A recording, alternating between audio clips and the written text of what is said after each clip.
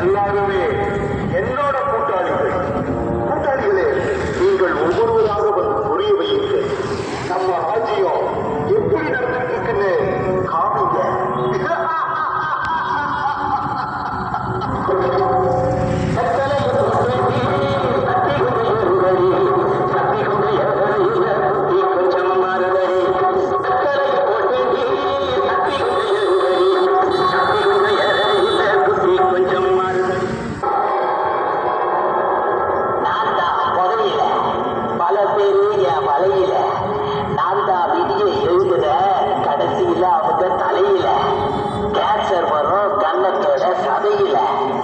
எல்லாரோட மனசையும் நான் கட்டுப்பாடு இல்லாம பண்ணிடுவேன். புரிஞ்சுதா? நான் மூளைக்கு மூளை எல்லா இடத்துலயும் ரொம்ப சுலபமா கிடைப்பேன். யாரு வேணும்னாலும் என்ன அடையலாம். சின்ன பசங்க கூட என்னோட வலையில சிக்கிருக்காங்க. இன்னும் கொஞ்சம் கேளுங்க. கண்ணுக்கு சதையெல்லாம் அரிச்சு ஒண்ணும் இல்லாம பண்ணிடுவேன். பள்ளீரல கிழிச்சு நாசப்படுத்திடுவேன். ஒரு சோத்து மறுக்கைய கூட வாயில போட விடாம பண்ணிடுவேன். புரிஞ்சுதா? என்னால இறந்து போறவங்க எண்ணிக்கை தான் ரொம்ப அதிகமா இருக்கு. இந்த விஷயத்துல உலகத்திலேயே இந்தியா 3வது இடத்துல இருக்கு. தெரியுமா? இளைஞர்களோட முக தோற்றத்தை சீக்கிரமாவே வயசான கிழவ மாதிரி மாத்திருவேன்.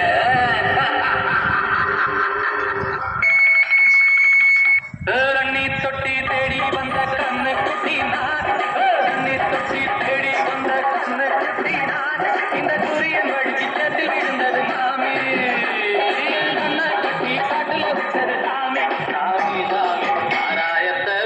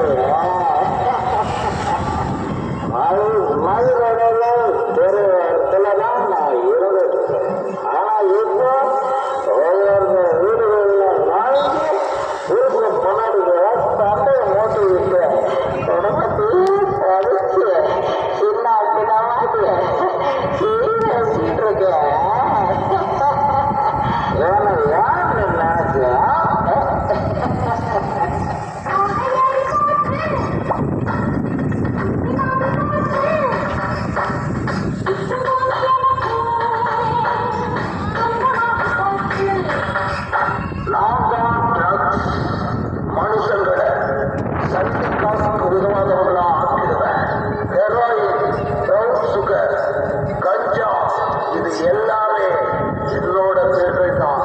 நான் ஒன்னும் ஸ்கூலு காலேஜுக்கெல்லாம் தீண்டத்தகாதவன் இல்லை. ஆனா எல்லா இடத்துலையும் மறைமுகமா நிறைஞ்சிருக்க என்ன ஒரு தடவை உபயோகப்படுத்தினவங்க நான் கிடைச்சாலும் தவிக்கிறாங்க, கிடைக்கலனாலும் தவிக்கிறாங்க. நல்ல நல்ல மனிதர்கள் என்ன அடையிறதுக்காக பொய் சொல்றது, திருடுறது, ஏன் கொலை பண்றதுக்கு கூட தயங்க மாட்டாங்க.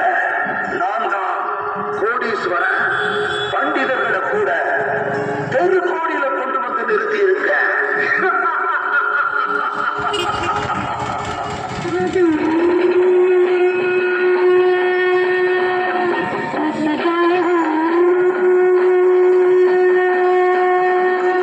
நான் தான் சிசி சிகரெட்.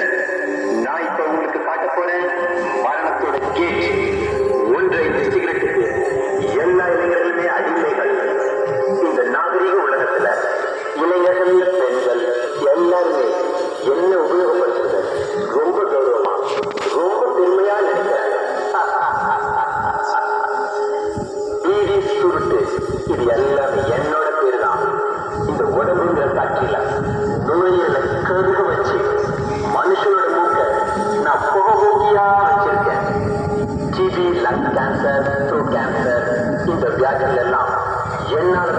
பட்டுக்குட்டி மாதிரி பரவுது.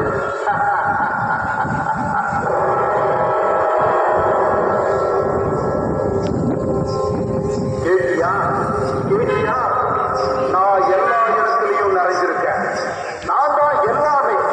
எனக்கு வெற்றியின் வரம் கிடைச்சிருக்கு. இந்த வெற்றியை யாரும் எங்கிட்டிருந்து பறிக்க முடியாது. என்னை விட்டு போகணும்னு நினைச்சாலும் அவ்வளவு சுலபத்துல போக முடியாது. போகவும் விட மாட்டேன். ஹே முட்டாள், இது எல்லாமே உன்னோட பிரம சகை கனவு. உனக்கு தெரியாது, சர்வ சக்திவான் பகவான் தூய்மையற்றவர்களை தூய்மையாக்குபவர். எல்லாரோட பிரபு அவர்தான். இவரைதான் ஈஸ்வர், அல்லாஹ், பரமபிதா, காட், ஆண்டவர், இப்படி பல பெயர்கள்ல நாம கூப்பிட்டு இருக்கோம். அவர் இந்த பூமிக்கு வந்து அழியாத ருத்ர ஞான யஜ்யத்தை படைச்சிருக்காரு. இதுல சாதாரண மனிதர்கள் தங்களோட கெட்ட பழக்க வழக்கங்கள் எல்லாவற்றையுமே அர்ப்பணம் பண்ணிட்டு புது உலகத்தை உருவாக்க போறாங்க. போதையின் ராஜா, உன்னை நான் எச்சரிக்கிறேன். இறைவனின் சக்திக்கு முன்னாடி உன்னோட இந்த தீய சக்தி அழிய போகுது. உன்னோட முடிவு காலம் நெருங்கிடுச்சு. அது நிச்சயம்.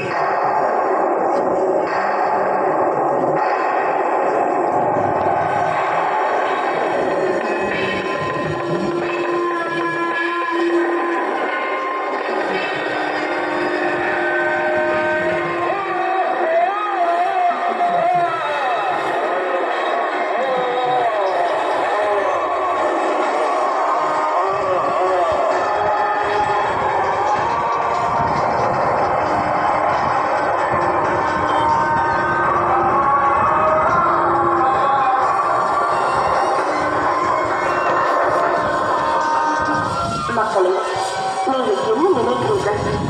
நம் முன்னோர்கள் இந்த பாரதத்தை தேவி தேவதைகளாக மாற்றப்பட்டது. அவர்களுடைய ஞாபகார்த்தமாகத்தான் நாம் கோவில்களையே கட்டி இருக்கிறோம். அவர்கள் முன்பு தூய்மையான பொருட்களைத்தானே கொண்டு செல்வோம். தேவதைகள் முன்பாக தூய்மையற்ற பொருட்களை கொண்டு செல்வது நன்றாகவா இருக்கிறது? அப்படி கொண்டு செல்ல உங்களுக்கு எப்படி மனம் வருகிறது? உங்களுக்கு தெரியாதா என்ன? இந்த விஷயத்தினால் எத்தனையோ குடும்பங்கள் அழிந்து போயிருக்கிறது. எத்தனையோ குழந்தைகள் அனாதையாகிருக்கிறார்கள். எத்தனையோ பெண்கள் விதவைகளாக காரணமாக இருந்திருக்கிறது. இதன் மூலமாக ஏற்படும் வியாதிகளை குணப்படுத்துவதற்கு உங்களிடம் வசதி இருக்கிறதா அல்லது மருந்தாவது இருக்கிறதா? மனிதரே, இது இறுதி நேரம். விழித்துக் கொள். முதலில் நீ யார் என்பதை அறிந்து கொள். உங்கள் மனதிற்கு நீங்கள் அதிகாரியாகுங்கள். இந்த வினாடிக்கு உங்களிடம் இருக்கும் அனைத்து கெட்ட பழக்கங்களையும் தியாகம் செய்துவிட்டு வாருங்கள். இதுதான் இந்த சகோதரியின் அன்பான வேண்டுகோள். ராஜயோக தியானம் பயில்வதன் மூலம் தீய குணங்களை நீக்கிவிட்டு தெய்வீக குணங்களை நமக்குள் கொண்டு வரலாம்.